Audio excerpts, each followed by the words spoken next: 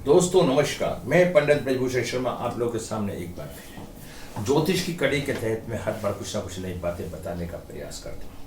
दोस्तों ज्योतिष है क्या, पहले ये जानने का प्रयास करो। ज्योतिष कोई जादूगरी नहीं, ज्योतिष से ज्ञान है जो ज्योतिष को करता है, हमें उसे जानने का प्रयास करना पड़ेगा। मैं पंडित ब्रजभूषण शर्मा ब्रज पूजा पॉइंट के सौजन्य से आप मेरे एक परिवार के सदस्य हैं।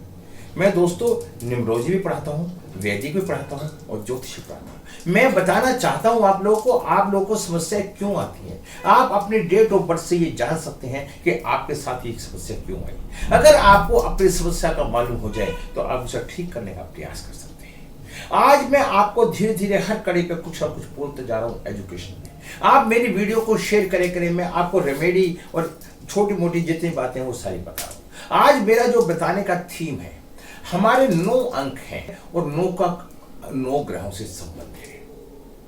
पहला नंबर सूर्य का, दूसरा नंबर चंद्रमा का, तीसरा नंबर गुरु का, चौथा नंबर राहु का, 5वां नंबर बुध का, 6वां नंबर शुक्र का, 7वां नंबर केतु का, 8वां नंबर शनि का, 9वां नंबर मंगल का। अब हमें यह जानना है कि 1 नंबर वाले से लेकर 9 नंबर वाले को किन चीजों की सावधानी रखनी चाहिए जीवन में, जो उसके एंट्री है। मैं इस तरह की वीडियो इंस्टाग्राम पे भी डालूं। मैं आप लोगों को बहुत बहुत धन्यवाद करना चाहता हूं कि आज मेरे इंस्टाग्राम के परिवार में 10,000 लोग जुड़ चुके हैं, 10K। मैं एक बहुत साधारण सा इंसान हूं, मेरा मकसद आप लोगों को सेहत देना है।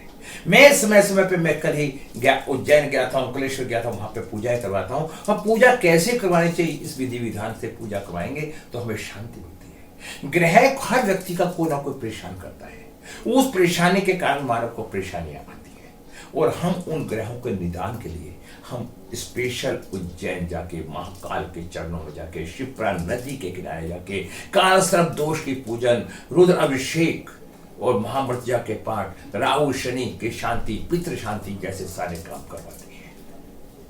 अब मैं बताना चाहता हूं 1 नंबर सूर्य है। ये कॉन्फिडेंस देता है। अगर आपके पास है, मैं शॉर्ट में बता रहा हूं, वीडियो लंबी होती है, यदि आपके पास 1 नंबर है तो उसका कॉन्फिडेंस लेवल शार्प होगा। 1900 सदी में 1 नंबर सबके पास है, तो आप कहेंगे क्या कॉन्फिडेंस सबका हुआ? नहीं।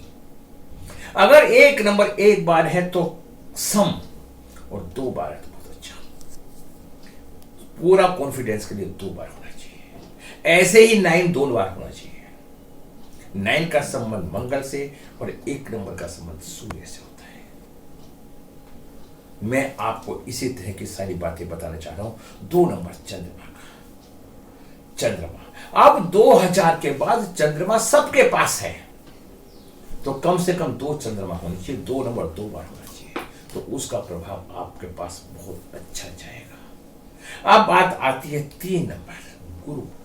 अगर 3 नंबर कॉमन है, अगर आपके पास 3 नंबर है तो आपका आमदन का सोर्स अच्छा होगा, पारिवारिक जीवन अच्छा होगा, शादी होगी, बच्चे होंगे, धन होगा, ये सारी की सारी स्थिति अच्छी होगी। गुरु के प्रति आस्था होगी। अगर 3 नंबर नहीं है तो गुरु के प्रभाव में कमी आ जाएगी, शादी नहीं हो पाए। किसी भी व्यक्ति की शादी के लिए जानने के लिए गुरु और शुक्र का होना अनिवार्य है। गुरु शुक्र आपके ठीक हैं तो आप जीवन में हमेशा ऊंचाइयों की तरफ जाएंगे, धन से भी, परिवार से भी, संतान से भी। 4 नंबर राहु। अगर 4 नंबर नहीं है तो धन नहीं होगा।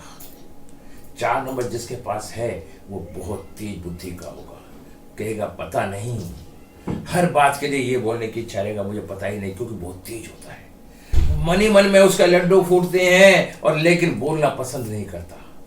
मतलब राहु वाला व्यक्ति बहुत तेज होता है, अपनी बातों को बताने का प्रयास नहीं करता, अपनी बात, उसकी बात को कोई उगलवा ही नहीं सकता, इतना अंदर से वो गहरा होता है। तो ये का 4 नंबर राहु। अगर हमारी पास कंप्यूटर है उसमें चिप ना हो तो काम नहीं करेगा। इसी तरह से 4 नंबर हमारे पास नहीं है तो हमारी मानसिक स्थिति अब नॉर्मल रहेगी। 5 नंबर बुध का। अगर बुध है तो ज्ञान से परिपूर्ण रहेगा व्यक्ति। 5 नंबर पेट भी खराब नहीं होगा, प्लानिंग मास्टर होगा। 6 नंबर शुक्र का। अगर 6 नंबर है, शुक्र है, तो उसका पारिवारिक जीवन अच्छा होगा, उसकी फ्रेंडशिप अच्छी होगी, उसके रिलेशन अच्छे होंगे। ये सारी बातें, अगर 6 नंबर की कमी है तो उसका पति के सुख में परेशानी, उसके बॉयफ्रेंड के मामले में परेशानी।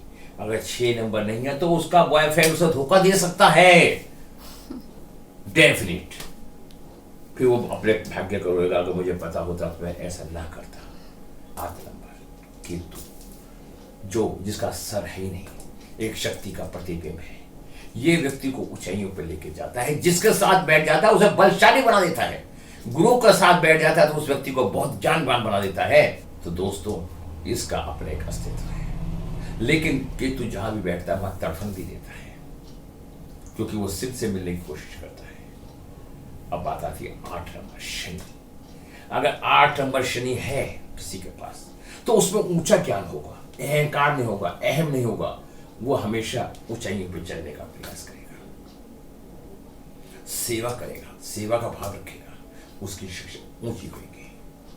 अब बात आती है घूम के 9 नंबर। 9 नंबर मंगल, सेनापति। उसमें कर्मठता होगी, कार्य करने की क्षमता होगी।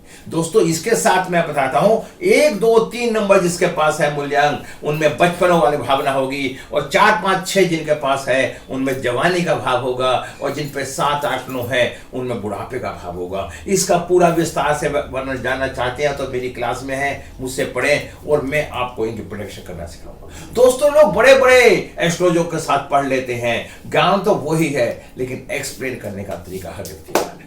मेरे यहाँ पे कंसल्टेंसी भी होती है। मेरी कंसल्टेंसी का फीस 1500 रुपये है। पहले मैं मात्र 1100 लेता था, मेरे 1500 है। और बाद में क्या होगा ईश्वर जानता है। लेकिन जिसकी मैं एक बार कुंडली देख दूंगा, उसकी एक एक बातों को बारीकी से बता दूंगा। अब मैं आपको बताना चाहता हूं दोस्तों, यदि आपको अच्छा लगता है, आप अपने प्रेम विवाह के बारे में जानना चाहते हैं कि कामयाब होगा या नहीं, फेल होगा या धोखा मिलेगा, या हमारे रिलेशन बनेंगे, ये हर व्यक्ति की इच्छा है, वो जानना चाहते हैं, तो उसके बारे में मैं आपको विस्तार से वर्णन से बता दूंगा। क्या आप विदेश जाएंगे? क्या आपका बच्चा इंजीनियर बनेगा? क्या आपका बच्चा डॉक्टर बनेगा? क्या आपका जो बच्चा होने वाला वो कैसा होगा? अभी जिसका जन्म भी नहीं हुआ, पृथ्वी पर नहीं आया, उसके बारे में भी आप उससे पूछ सकते हैं और मेरे हिसाब से उसका नाम रख के उसकी डेट ऑफ बर्थ से ठीक कर सकते हैं। दोस्तों, जीवन में अंकों का बहुत बड़ा महत्व होता है। कभी कोई अंक किसी के लिए अनुकूल होता है, कभी कोई अंक किसी के लिए प्रतिकूल होता है। अंकों के आधार पर हम ये जान जाते हैं कि ये अंक हमारे लिए अनुकूल नहीं है, तो हमें उन अंकों का इस्तेमाल नहीं करना चाहिए। अगर कोई अंक हमारे लिए प्रतिकूल है तो उसका अंक का हमें इस्तेमाल नहीं करना चाहिए। अनुकूल और प्रतिकूल अंकों के आधार पर हमें अपने सारे कार्य करने चाहिए। अब बात आती है घूम के कि हमारे 1 नंबर वाले को कौन से कार्य नहीं करने। 1 नंबर वाले को 8 नंबर वाले कार्य नहीं करने चाहिए, क्योंकि 8 नंबर 1 नंबर का शत्रु होता है। अब 2 नंबर वाले को क्या कार्य नहीं करने चाहिए? 2 नंबर वाले को 8 नंबर शनि वाले कार्य नहीं करने चाहिए, क्योंकि 2 नंबर और 8 नंबर एक विषय बन जाता है। तो आप इन सब बातों का ध्यान रखिए। 3 नंबर वाले को कौन से कार्य नहीं करने चाहिए? 3 नंबर वाले को 6 नंबर वाले के कार्य नहीं करने चाहिए, क्योंकि 3, 6 का शत्रु है। उधर 3 नंबर गुरु का है, 6 नंबर शुक्र का है। गुरु कहता है कि मैं बड़ा और शुक्र कहता है कि मैं बड़ा। और 4 नंबर वाले को 2 नंबर के और 9 नंबर के कार्य नहीं करने चाहिए, क्योंकि उधर राहु और मंगल का आपस में योग अच्छा नहीं है। तो 5 नंबर वाले को कोई भी कार्य करना चाहिए, लेकिन फिर भी 2 नंबर के कार्य से बचना चाहिए। 5 नंबर का कोई भी शत्रु नहीं है, लेकिन 5 नंबर का 2 नंबर शत्रु है, 2 चंद्रमा है। 5 नंबर 2 नंबर की नाजायज संतान है, इसलिए 5 नंबर वाला 2 नंबर को शत्रु मानता है। 6 नंबर वाले को कौन से कार्य नहीं करने चाहिए? 6 नंबर वाले को 3, 6 और 9 के कार्य नहीं करने चाहिए। शुक्र और गुरु अच्छे नहीं है। अब 7 नंबर वाले को कौन से कार्य नहीं करने चाहिए? 7 नंबर वालों को सारे कार्य करने चाहिए, क्योंकि 7 नंबर का कोई शत्रु नहीं है। 7 नंबर केतु है। और लेकिन 7 नंबर वालों को कभी जीवन में पार्टनरशिप नहीं करनी चाहिए। 7 नंबर व्यक्ति को जीवन में धोखा देता है। इन बातों को समझने का प्रयास कीजिए। अब 8 नंबर वाले को कौन से कार्य नहीं करने चाहिए। 8 नंबर वाले को 1 नंबर के, 2 नंबर के, 9 नंबर के कार्य से अवॉइड करना चाहिए, क्योंकि 1 नंबर सूर्य का, 2 नंबर चंद्र नंबर का, 9 नंबर मंगल का, ये 8 नंबर के सब शत्रु कहलाते हैं। 9 नंबर वाले को कौन से कार्य नहीं करना चाहिए। 9 नंबर वाले को 3, 6, 9 का कार्य नहीं करना चाहिए। 3 गुरु का, 6 शुक्र का, 9 मंगल का।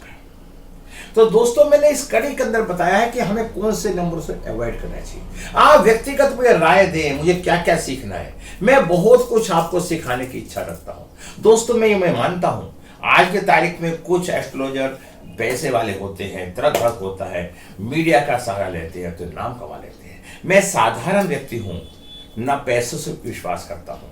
तो यदि आपको अच्छा लगता है तो मेरी क्लास भी चल रही है, क्लास ज्वाइन कर सकते हैं। मैं सारे वास्तु की भी क्लास चलेंगी, सब तरह की क्लास चलेंगी। तो मैं आप लोगों से फिर एक बार निवेदन करता हूं कि यदि आपको मेरी क्लासें अच्छी लगती हैं तो उनमें लाइक करें, सब्सक्राइब करें, कमेंट करें।